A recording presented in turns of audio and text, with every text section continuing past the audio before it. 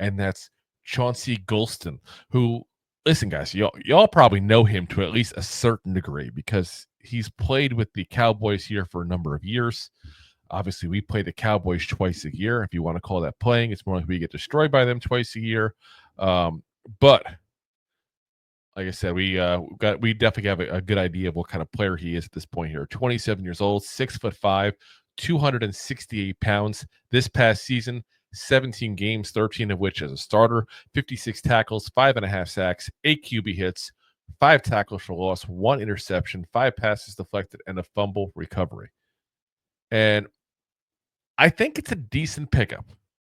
And it's funny because I just saw Jay, you put that too. He's pretty decent. That's exactly what this is.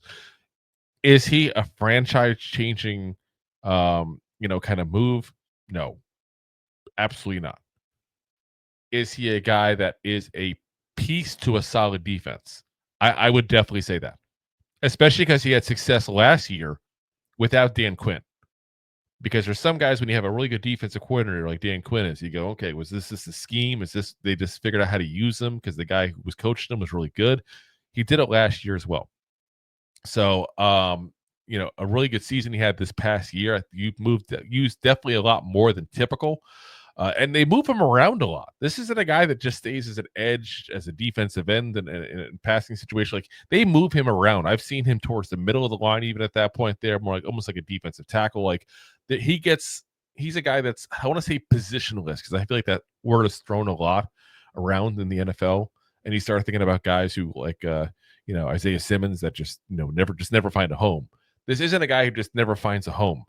This is a guy that point blank works in multiple places as a solid player, and he's not elite any of them, but he's average to above average at all of them. And there's a place for that. There's definitely a place for that here.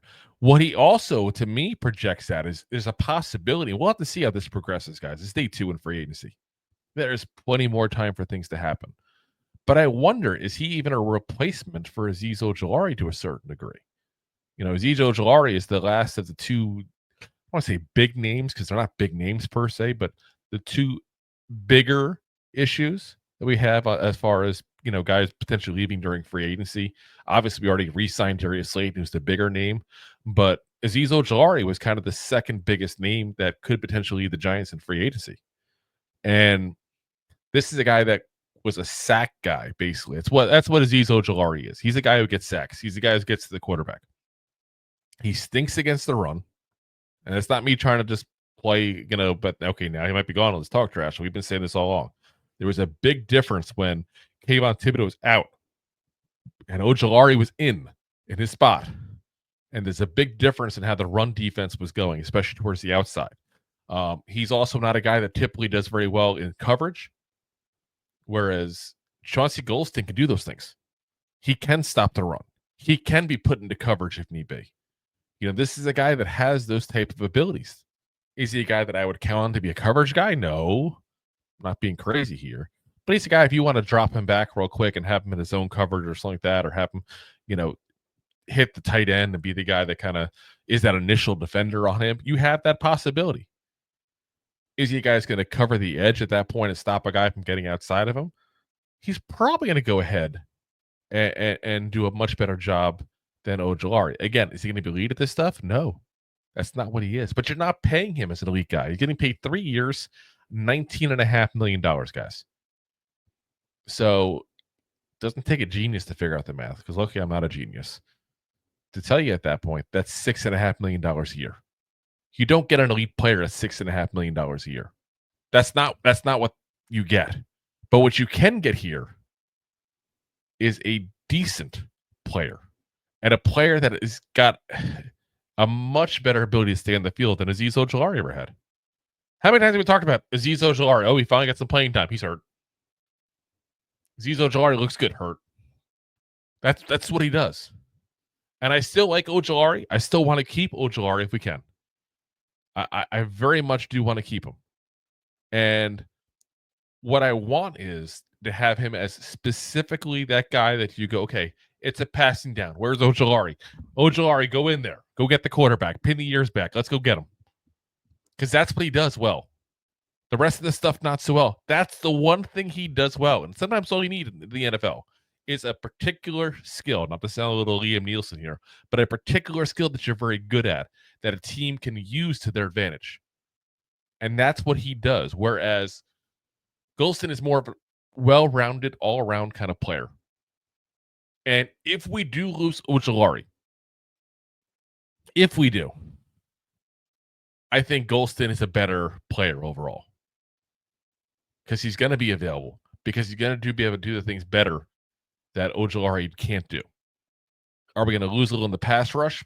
Yeah. To be very frank, Ojulari is a better pass rusher than Chauncey Golston is. So, but we'll have to see what happens. Because again, we very well could still get Ojulari back to go ahead and pair up with these guys.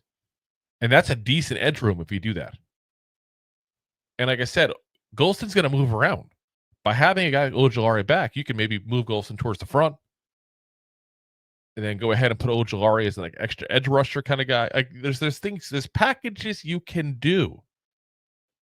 It sets us up for that kind of system there, you know, and there's nothing wrong with having extra talent.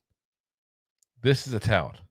This is a guy who's better than guys like Timon Fox, Boogie Basham, guys we put on the field the last couple of years.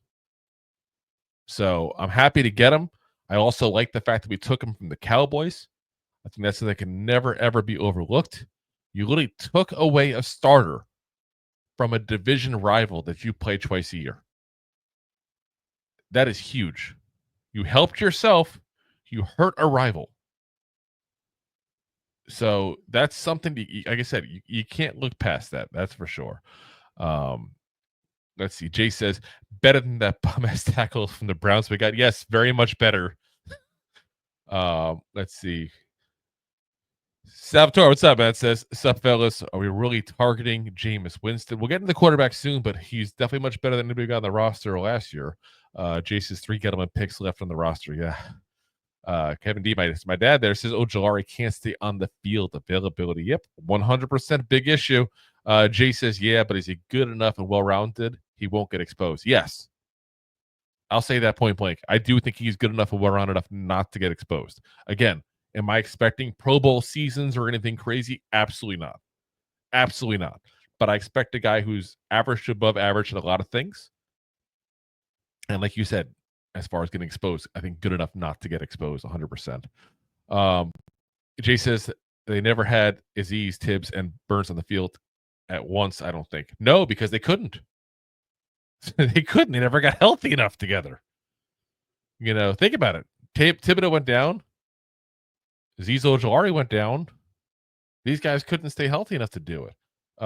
If they had, you know, which I think they were like the first week or two, and that's about it. But if they had, maybe we'd be having that conversation as far as, hey, look at the trio at that point. They were together. And I think Ojulari might be more of a keeper this offseason, which I still think he could be. Again, I still think he could be kept. I'm not sure what kind of market there is for a guy who is, granted, a very good trick, but a one-trick pony who can't stay healthy. You know, that's what it is. Jay says, it's funny how we got all the defensive players. The offense is the problem. 100%. As I said, 100%. And I'm hoping that's coming. I really do hope that comes. But I know, again, ownership seemed very upset with how everything was going with the defense for whatever reason. Again, if you look at last year and say the defense was the problem, you need to open your eyes a little more. Point blank. You need to open your eyes a little more and look at what was going on with this roster. The offense was the problem. And the quarterback position was definitely the problem, especially. So if you like that clip, then you will love the full episodes too. Find us on your favorite podcast app and look for us on all your favorite social media platforms. Thanks so much. Please, I'm begging you. Please subscribe.